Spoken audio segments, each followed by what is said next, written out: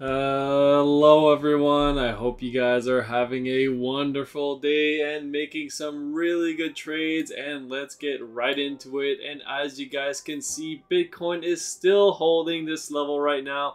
We have not broken below 25,251, but if we do, just know that we do have some big support coming in at that 200-day moving average right around 23,604, and we do have a fib retracement for Bitcoin coming in at the 618, which is going to be at 23,900 as well. So again, this area would be a very big level of support, but for the time being, Bitcoin is consolidating at the lows. You saw that we got a big drop in the altcoins, as basically every single altcoin took a 20% haircut in their price. And right now, ADA is currently trying to recover, same as Matic and Solana, which are the ones that have been labeled as securities by the SEC. You can see that MTL is actually breaking out right now, up 11%. But again, that's just one altcoin out of many. And you can see that Rune right now is just absolutely collapsing, still moving down 7% today. And Solana is back down 2% at the moment. So we'll see if we get a technical bounce off the lows here. Again, if Solana and a lot of these other cryptos start to make new lows, then that would be very, very bad for the crypto market as a whole, and I would see Bitcoin going lower along with it. Taking a look at Algo actually bounced off of its double bottom here. I mean, this is its all-time low at 9 cents, and we did take a long position on this one. We are currently up about 8% on this trade, not 16%. From its lows, but we are up 8% as we got in a little bit later, but it is recovering right now. We'll see if we get a little bit of a technical bounce, as we are extremely oversold on that daily time frame, and that weekly time frame is getting pretty close to oversold as well. So we'll have to do some follow-up on that in the coming days. Again, we have some very big data coming out, not only for the traditional markets but for the crypto markets as well. Tomorrow is going to be the CPI data, and the CPI is expected to come down to 4.1%, and is most likely going to be in line with expectations.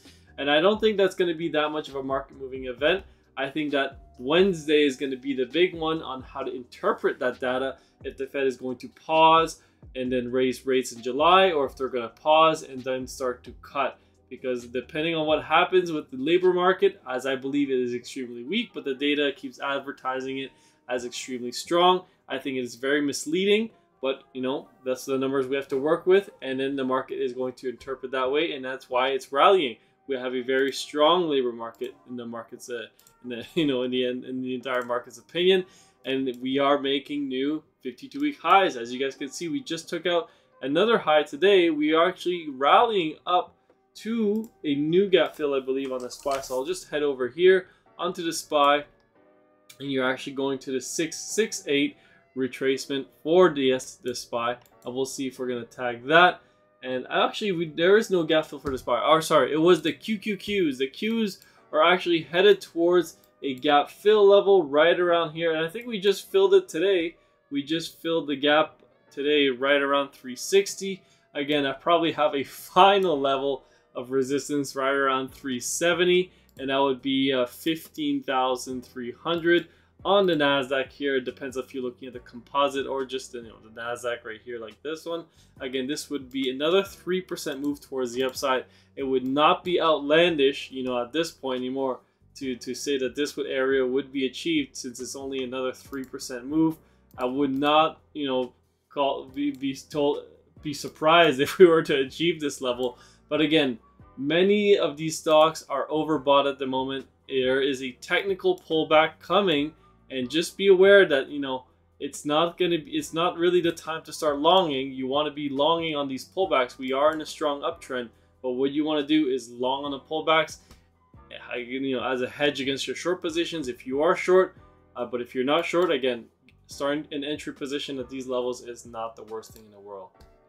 All right, let's take a look at Bitcoin on Wave Edge here quickly. So we could see that Bitcoin is, no real signals here on the daily time frame. I think I talked about the green cross yesterday on two other charts, but we haven't really seen any price action since then. So again, Bitcoin's just consolidating, waiting for that next move, And again, that move could be towards the downside around 23,900. So please pay attention to those levels.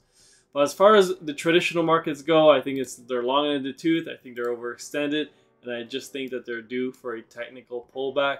Again, when is that going to be? Could be possibly around 15,300. Could be another 3% move in the markets, and it could be a very quick pullback after that.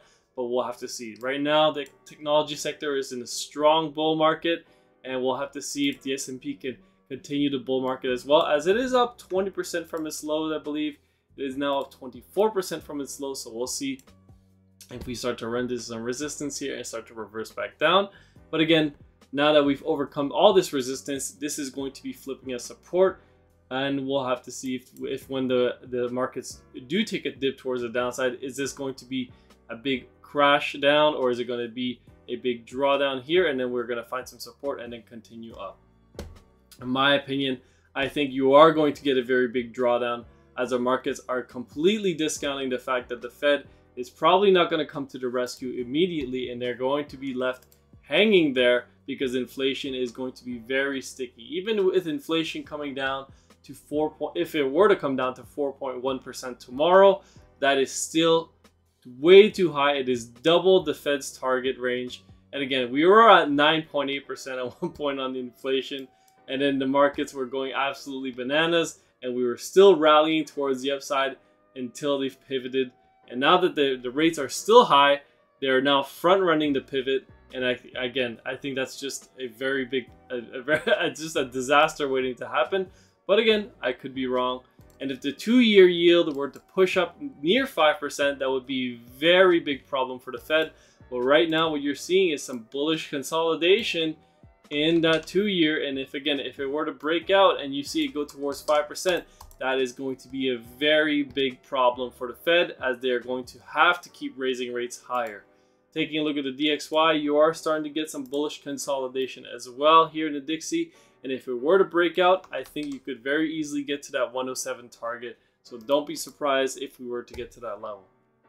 Okay, let's take a look at nat gas here. Again, nat gas not moving too much today, but surprisingly, oil was down big on the day today. It fell over $3 a barrel, down over 4.5% in one single day. And again, oil is just retesting its local lows right here. If this support area were to give, you're going to go back down to test $65 a barrel. And eventually, I think you are going to break this level and you are going to head towards $50 a barrel. And if that is going to be a very big warning sign to the market that not only is it going to be a US recession, but it is going to be a global recession as a whole. And there is not going to be any soft landing. And again, just to give a bit of an idea to you guys of what the market is doing right now. So you guys could see that when the Fed, OPEC cut $1 million a barrel here, you could see that oil spiked massively on the news, 10%, right? We rallied 10% within 2 weeks, and then we hit $83 a barrel. And then reality started to set back in that this was not, they're cutting $1 million a barrel. They're cutting production in advance because they see a global recession coming.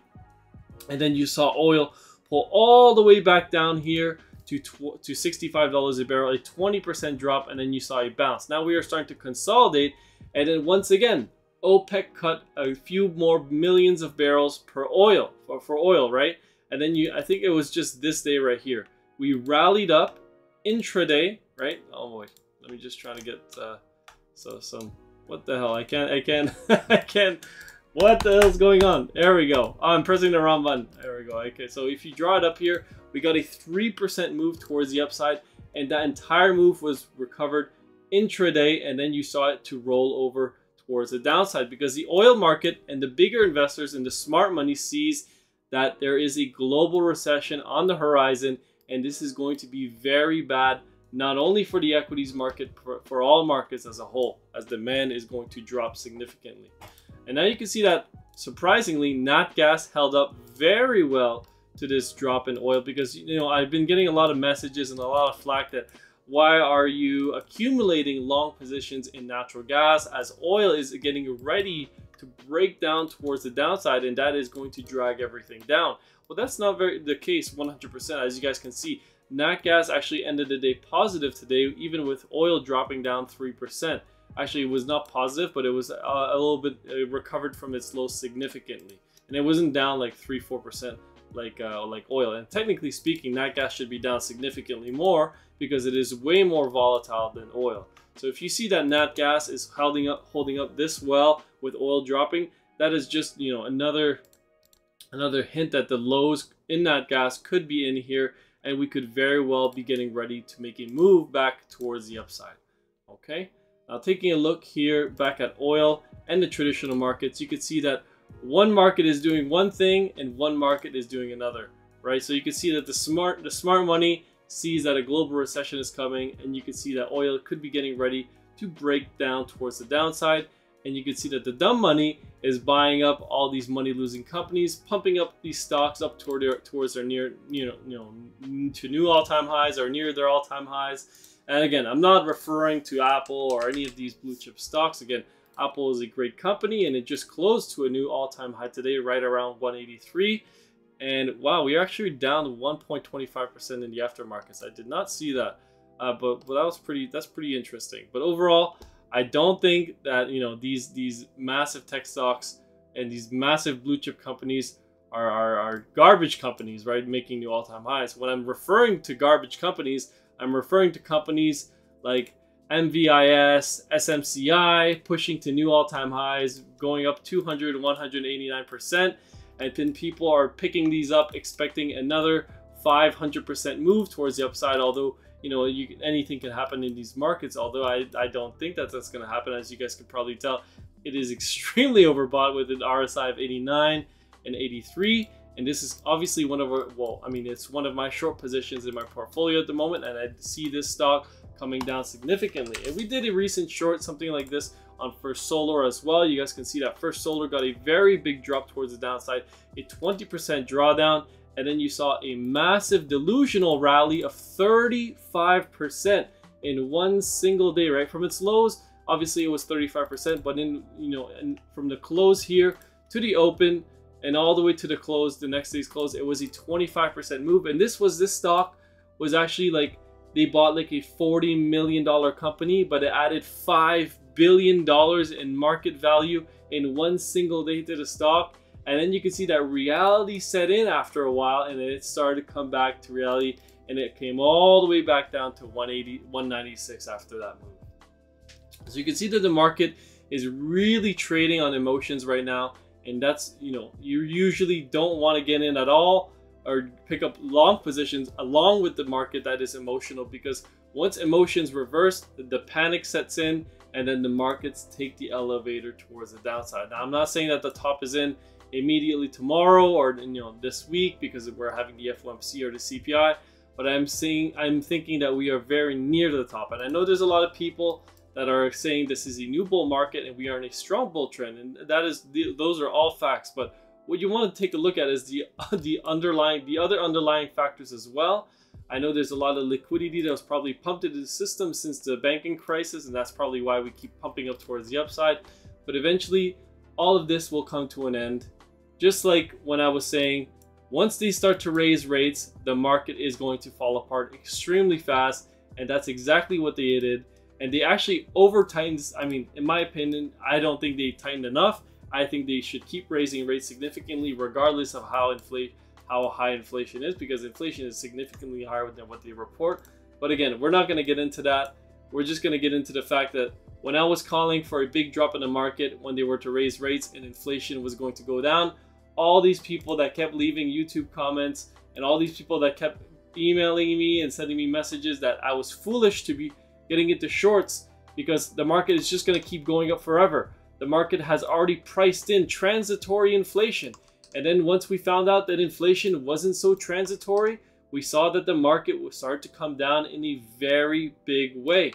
And now that the market is thinking that we are getting a soft landing, and then they're thinking the contrarian, they are thinking that they are the contrarians now, thinking that if they're calling for a soft landing, that means there is going to be no recession at all, and we should just buy these stocks now as everything is going to be fine and it's going to keep going up forever.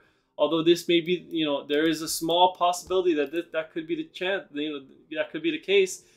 the most likely scenario is that they are wrong once again, and that this is not going to be a soft landing, and it is going to be a very hard landing, as a recession is going to hit us significantly hard. And I think we are going to go down significantly in the stock market. I think we have some targets here right around 3,400 to 3,200 near the later half of the year. I believe these targets will be achieved. You can quote me in this video. Again, you can even tag me if I'm wrong, but we'll have to see what happens in the coming months, as I do believe the market is nearing its top here. Again, thanks for watching my video. Love you all. Peace.